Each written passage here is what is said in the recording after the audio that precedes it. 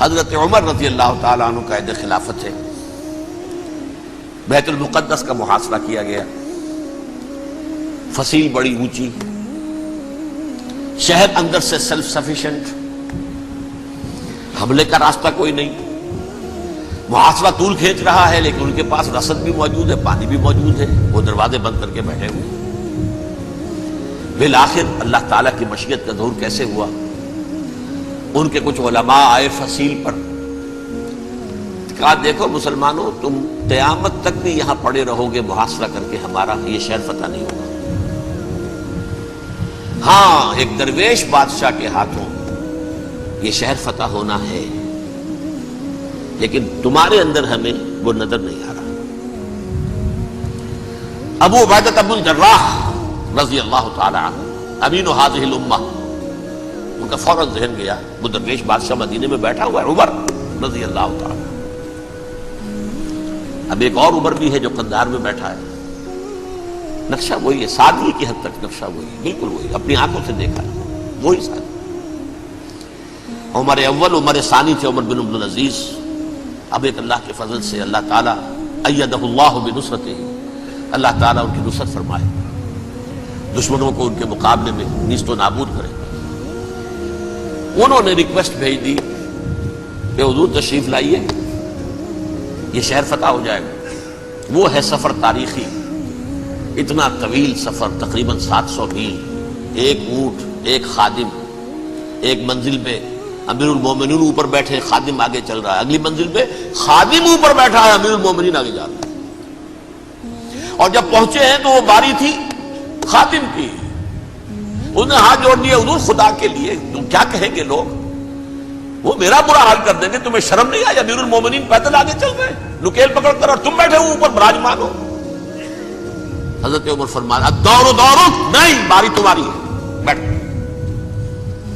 اس حال میں پہنچے ہیں، اور پھر یہ کہ ابو عبیدہ بن الجراح آئے ہیں، استقبال کیا ہے تو دیکھا ہے اس حال میں چلے آ رہے ہیں، عمر نکیل پکڑے ہوئے چلے آ رہے ہیں، اور کہتے ہیں کہ کہیں کیچڑ ویچڑ تھا، جوتے خراب ہو گئے تھے، وہ بھی اتار کے ہاتھ میں پکڑے ہوئے، کپڑے تو تھے ہی پھٹے ہوئے۔ انہوں نے کہا کہ حضرت ابو عبیدہ نے، دیکھیے یہ بڑا متمدن ملک ہے، بڑا مہذب علاقہ ہے یہ، آپ ذرا حلیہ اپنا درست فرما لیں تب جا کے پیش ہم آپ کو کریں گے۔ آپ نے فرمایا نحن قوم اعزنا اللہ بالاسلام، ہم وہ قوم ہیں جنہیں اللہ نے عزت دی ہے اسلام کے ذریعے سے، کپڑوں کے ذریعے سے نہیں، دولت کے ذریعے سے نہیں۔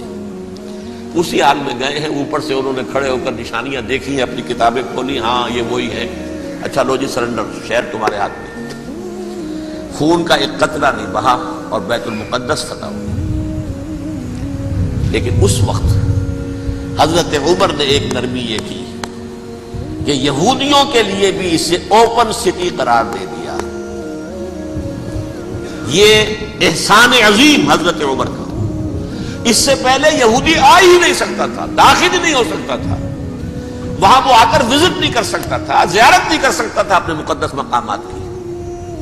حضرت عمر نے یوں سمجھیے کہ تقریباً 550 برس کے بعد ان کے لیے راستہ کھولا ہے کہ ہاں تم آ سکتے ہو، زیارت کر سکتے ہو۔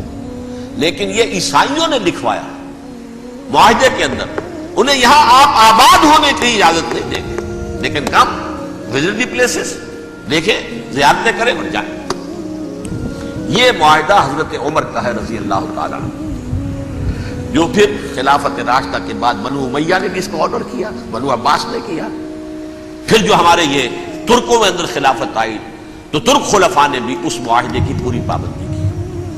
فلسطین میں آ سکتے ہیں یہودی، صرف زائرین کی حیثیت سے، وہاں آباد نہیں ہو سکتے۔ اب آئیے اگلا دور آیا حضرت عثمان کا دور خلافت۔ یہ ہے وہ وقت کہ اب یہود نے امت مسلمہ کی پیٹھ میں چھرا گھونپا۔ وہ کیسے؟ ایک یہودی عبداللہ ابن سبا اسلام کا لبادہ اوڑھ کر آ گیا، معاشرے کا جائزہ لے لیا، ان میں بنو ہاشم اور بنو امیہ میں جو پرانی کشاکش تھی اس کے کچھ نہ کچھ جراثیم باقی ہیں، اگر ان کو ذرا بھڑکا دے تو مسلمانوں میں انتشار پیدا ہو جائے۔ کہا یہ عثمان کون ہے؟ یہ تو بنو امیہ میں سے ہے، یہ حق تو بنو ہاشم کا ہے، خلافت ان کے پاس ہونی چاہیے، محمد کے تو رشتہ دار وہ ہے صلی اللہ علیہ وسلم۔ عوام الناس کے اندر بات پھیلنی شروع ہوئی، پھر ایک بڑی سازش کے انداز میں حضرت عثمان کے خلاف پروپیگنڈا، حضرت عثمان کے جو عاملین تھے، گورنر تھے، ان کے خلاف پروپیگنڈا، اور ایسی ہوشیاری کرتے تھے کہ کوفے میں کوفے کے حاکم کے خلاف کچھ نہیں کہنا، اجی مصر میں یہ ہو رہا ہے، اجی شام میں یہ ہو رہا ہے، اجی یہ جو عثمان ہے وہ یہ کر رہا ہے، یہ ظلم ہو رہا ہے، یہ لوٹ مار ہو رہی ہے، یہ خیانتیں ہو رہی ہیں۔ اب نہ تو اس زمانے میں مینز آف کمیونیکیشن، کیسے تصدیق کریں؟ افواہیں تو آپ آج کراچی کے اندر شروع ہو جائے تو پتہ نہیں چل سکتا کسی کو کہ کیا اس میں صداقت ہے، کیا جھوٹ ہے، اور بری بات جو ہے فطرت انسانی کی کمزوری ہے، وہ فوراً قبول کرتا ہے، کسی کے بارے میں اچھی بات ماننے کو تیار نہیں ہوتا، لیکن بری بات تو فوراً تیار۔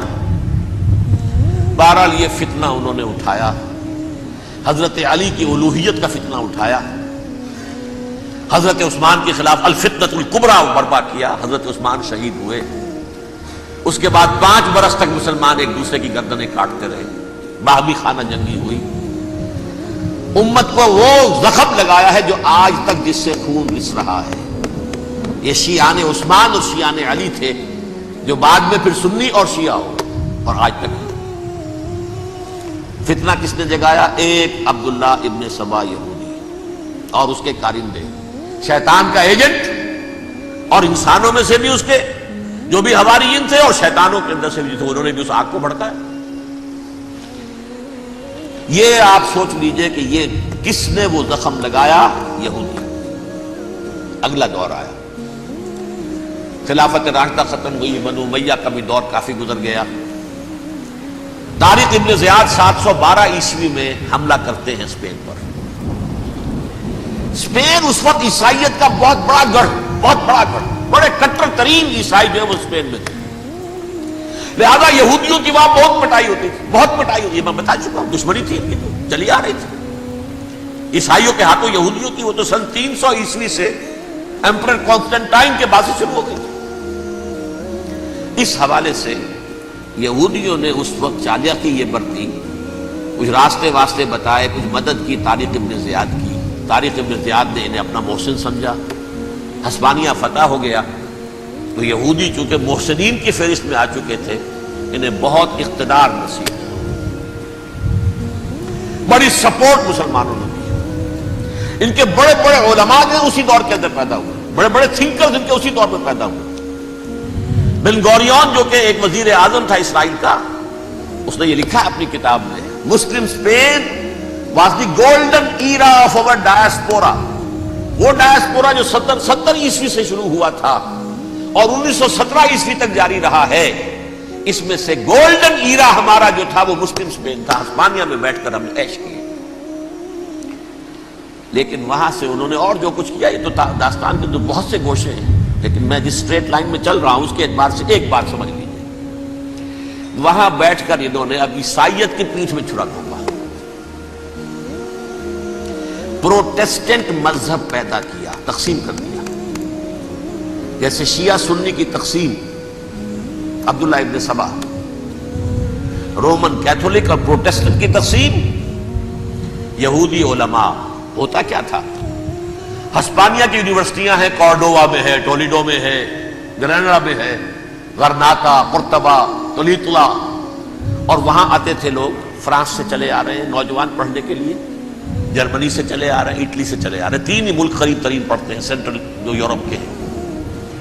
یہاں پر جو ہے وہ اسلام جو نور پھیلا رہا تھا اس سے بھی مستفیض ہوئے، جہالت کے جو ہے پردے ان کے وہ چھٹے، اس کے ساتھ ہی وہ یہودی وہاں ان کے اندر جو جراثیم داخل کر رہے تھے وہ اس عیسائیت کے خلاف بغاوت تھے جو اس وقت دنیا میں